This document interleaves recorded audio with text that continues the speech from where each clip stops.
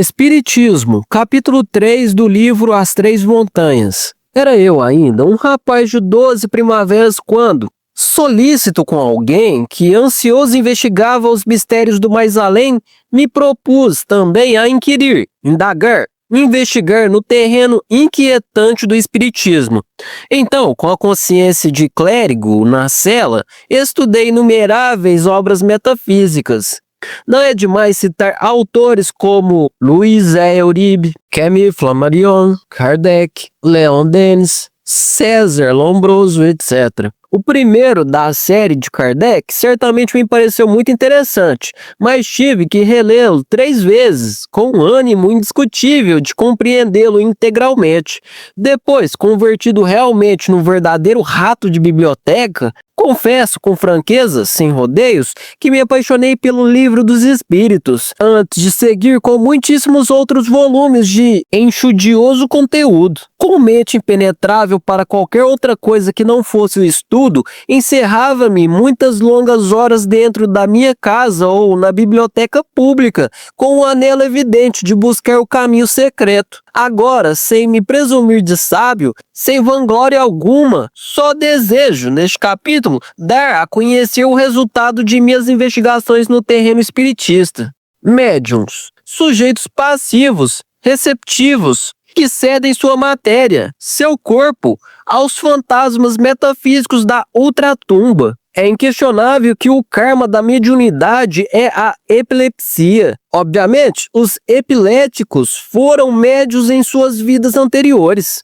Experimentos. Primeiro, certa dama, cujo nome não menciono, via constantemente o fantasma de uma mulher falecida.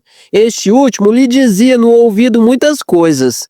Em solene sessão espírita, caiu a dama em transe. O fantasma obsessor indicou a citada médium escavasse em determinado lugar da casa, pois ali, foi-lhe dito, encontraria um grande tesouro. Seguiram-se as indicações do fantasma. Desafortunadamente, o tesouro não foi encontrado. É inquestionável que essa fortuna era somente uma simples projeção mental da psique subjetiva dos assistentes.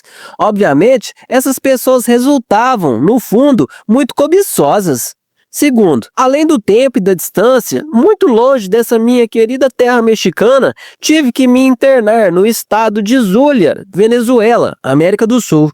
Hóspede do meu anfitrião, em sua campestre morada, devo asseverar que, por aqueles dias, fui testemunha presencial de um acontecimento metafísico insólito. Convém ratificar, para o bem dos meus leitores, que meu citado anfitrião era, fora de toda dúvida, e dito sem rodeios, um personagem demasiado humilde, da raça de cor. É inquestionável que aquele bom senhor, por certo muito generoso para com os necessitados, gastava com um saleiro de sua propriedade em ricas comilanças. Residir no hotel entre gente culta ou ressentir-se contra alguém por algum motivo era, para esse bom homem, algo impossível. Certamente, preferia resignar-se à tarefa, com sua sorte, dos duros infortúnios do trabalho. Folgo ao dizer, com eloquência, que aquele cavaleiro de outrora parecia ter o dom da ubiquidade, pois era visto por toda parte, aqui, lá e acolá. Qualquer noite dessas tantas, esse distinto cavalheiro, com muito segredo, convidou-me para uma sessão de espiritismo. Eu, de modo algum, quis declinar tão amável convite. 3 pessoas, reunidas sob o campesino teto de sua fazenda, sentamo-nos ao redor de uma mesa de 3 pés. Meu anfitrião, cheio de imensa veneração, abriu uma pequena caixa que jamais abandonava em suas viagens e dela extraiu uma caveira indígena. Posteriormente, recitou algumas formosas preces e clamou com grande voz, chamando o fantasma do misterioso crânio. Era meia-noite. O céu estava encoberto por negras nuvenzonas que, sinistras, perfilavam no espaço tropical. Chovia e trovões e relâmpagos faziam estremecer toda a comarca. Estranhos golpes foram sentidos no interior do móvel e logo, definitivamente violando a lei da gravidade, como que zombando dos velhos textos de física. A mesa levantou-se do piso. Depois veio o mais sensacional. O fantasma invocado apareceu no recinto e passou junto a mim. Por último, a mesa se inclinou para o meu lado e a caveira que sobre este móvel se encontrava veio pousar em meus braços. "Já basta!" exclamou meu anfitrião. "A tempestade está muito forte e, nestas condições, tais invocações resultam muito perigosas."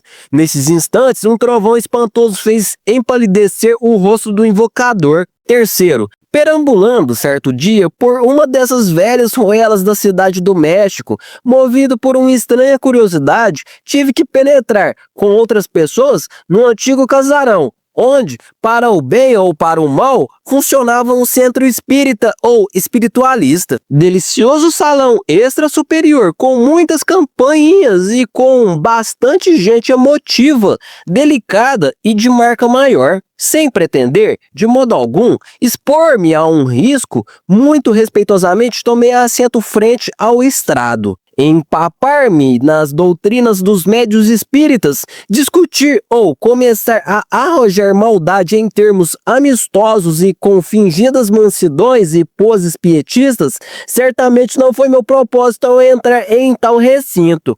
Só queria tomar nota de todos os detalhes com flexível entendimento e singular prudência.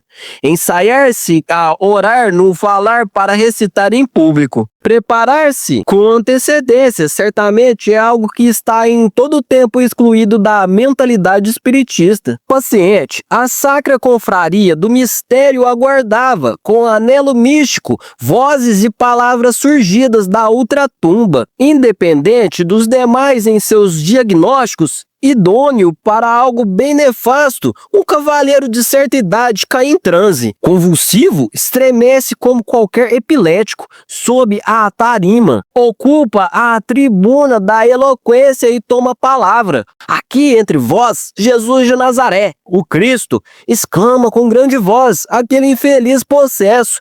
Nesses instantes aterrorizadores, vibra, horripilante, a tarima, engalanada, com círios e flores, o altar dos Baais, e todos os devotos caem por terra, prosternados.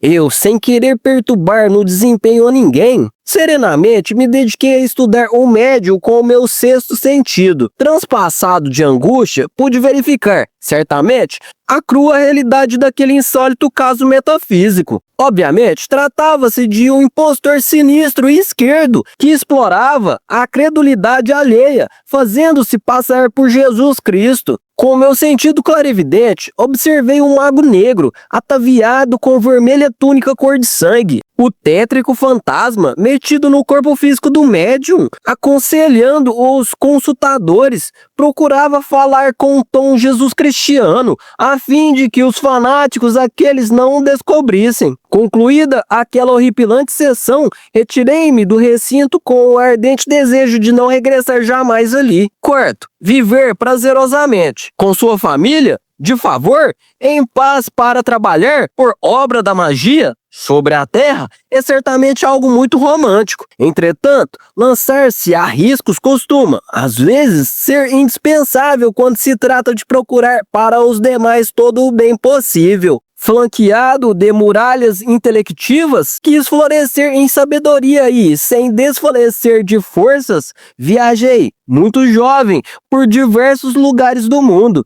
Além do tempo e da distância, na remota longitude de uma comarca sul-americana, conhecida popularmente com o típico nome de Quindío, muito flexível ao entendimento, tive de me relacionar com um médium espírita que trabalhava como ferreiro. Sem se misturar jamais em discussão alguma, aquele operário trabalhava tranquilo na sua avermelhada forja.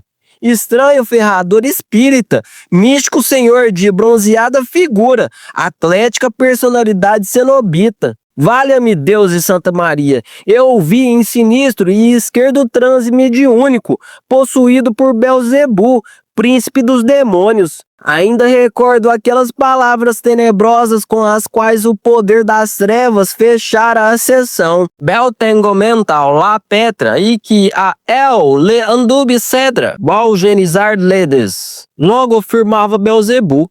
Ferreiro, paradoxal anacoreta, arrependido, o encontrei no dia seguinte do esquerdo conciliábulo espírita. Então jurou solenemente, em nome do eterno Deus vivente, não voltar a emprestar seu corpo físico ao horror das trevas. Algumas vezes o surpreendia em sua frágua, consultando muito sinceramente o Devocionário Espírita de Kardec. Posteriormente, esse cavalheiro de outrora convidou-me, cheio de místico entusiasmo, para outras tantas exaustivas sessões mediúnicas, onde, com ânsia infinita, evocara João Furtado, o maior. Sem exagero algum, para o bem dos meus amados leitores, devo agora asseverar, oportunamente, que o citado fantasma, falando com a língua do médium em transe, vangloriava-se de se poder manifestar através de 150 médiuns de forma simultânea. Concluir com um discurso a alguém rápido e em consonância é certamente muito normal. Porém, pluralizar-se em 150 discursos simultâneos diferentes pareceu-me, naquela época, algo assombroso. É inquestionável que, por aquela época da minha vida, ainda não havia analisado o tema esse da pluralidade do eu, do mim mesmo, o ego. Sem querer estender-me inusitadamente em digressões de nenhuma espécie, enfatizo, muito sinceramente, aquilo que de forma direta tenho experimentado plenamente. O citado ego, obviamente, carece de todo aspecto divinal, auto-enaltecedor e dignificante. Permita-se-nos a liberdade de dissentir daquelas pessoas que pressupõem a existência de dois eus, um de tipo superior, outro de classe inferior. Certamente, em nome da verdade, certificamos, sem incongruência alguma, o tremendo realismo bem informado de que somente existe, em cada sujeito, um eu pluralizado e terrivelmente perverso. Esta convicção profunda se afiança na experiência vivida pelo autor do presente tratado esotérico. De modo algum necessitamos exteriorizar ideias imaturas. Jamais cometeríamos o desatino de asseverar utopias descabeladas. Nossa asserção tem muito abundante documentação em todos os livros sagrados dos antigos tempos. Como exemplo vivo de nossa assertiva, não é demais recordar as cruentas batalhas de Arjuna contra seus amados parentes, os Zeus, no Bhagavad Gita, o Canto do Senhor. Ostensivamente, tais agregados psíquicos subjetivos personificam, evidentemente, todo esse conjunto de defeitos psicológicos que levamos dentro de cada um de nós. Em rigorosa psicologia experimental, resulta patente o engarrafamento da consciência dentro de tais eu subjetivos. Isso que continua além do sepulcro é, pois, o ego, um montão de eus diabos, os agregados psíquicos. Resulta palmar e manifesta a identificação de tais agregados psíquicos nos centros espíritas ou espiritualistas. É notório e evidente que esses eus diabos, devido à sua multiplicidade, podem entrar em muitos corpos mediúnicos, como no caso de João Furtado, o maior, para sua manifestação. Qualquer mestre do Samadhi poderá evidenciar claramente, em estado de êxtase, o seguinte: aqueles que através dos médiuns espíritas se manifestam certamente não são as almas nem os espíritos dos mortos, senão os eus diabos destes últimos, os agregados psíquicos que continuam além da fossa sepulcral. Foi-nos dito, com muita ênfase, que, durante os estados post-mortem, continuam os médiuns convertidos em possessos do demônio ou dos demônios. É inquestionável que, depois de certo tempo, concluem se divorciando de seu próprio ser divinal. Então, ingressam na involução submersa dos mundos infernos.